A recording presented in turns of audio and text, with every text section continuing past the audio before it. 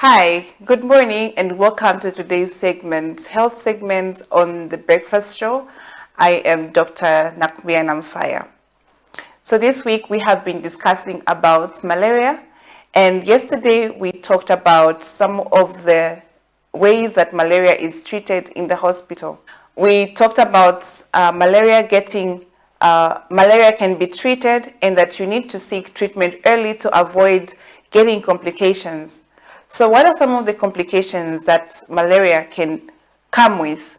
So malaria causes several complications, and I will highlight some of the complications that malaria can present with. One of the most common complications that people with malaria have is cerebral malaria. And cerebral malaria can present in many forms. Some people might have altered mental status, and by that we mean they might present with confusion and saying things that are not making sense, and that's because their brain has been affected.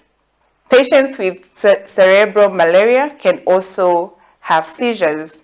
So somebody might start fainting because they have malaria, and malaria has not yet been treated. So it's important that you understand some of the complications so that when patients present with these complications, then you know that their malaria has become severe. Some of the other complications include malaria can affect the lungs. It can cause patients to have difficulties in breathing. It can cause patients to have edema in the lungs, where there's an accumulation of fluids in the lungs. Malaria can also cause complications in the kidneys. It can cause renal problems, and so it's important that you get treatment early. Some of the other complications are that malaria can cause anemia, and if the anemia is not treated, patients who have symptoms of anemia, they will have dizziness and all the other symptoms that come with anemia. Malaria can also cause one to have low blood sugar. And so if you have malaria, patients with malaria will usually have low appetite. But because of that, the infection also is going to be using up a lot of energy in the body, and it will cause them to have low blood sugar.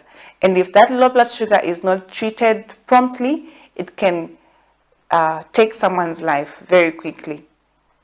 Malaria can also cause yellowing of the eyes, and this is because it causes an increase in the destruction of the red blood cells. And when the red blood cells are destroyed in the body, there's a chemical called bilirubin that is released, and it causes the yellowing of the eyes. Malaria can also cause liver problems. It can cause the spleen to be affected, and it can cause a large spleen. And so these are just some of the complications that patients with malaria would present with. On the other side, malaria can affect patients that are pregnant. So if you are pregnant, make sure that you go for your antenatal and make sure that you are given malaria prophylaxis to prevent you from having malaria. Because in pregnancy, malaria can cause miscarriage in the first trimester if it is not treated. It can cause fetal problems. The child might not grow well in their womb, and there might be other complications. You might have a small child. The child might be small when they are born because of malaria.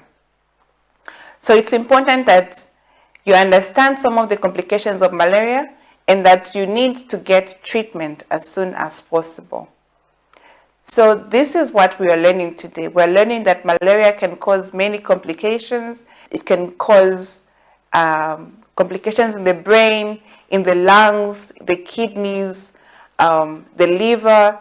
The blood itself might be reduced. So it's important that you get treatment early, and even in pregnancy, make sure that you go for your antenatal and ask for treatment of malaria if you have any symptoms of malaria.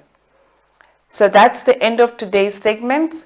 Thank you so much for watching, and I hope you have learned something. Be sure to watch again tomorrow, same time, here on Camnet TV on The Breakfast Show. Thank you.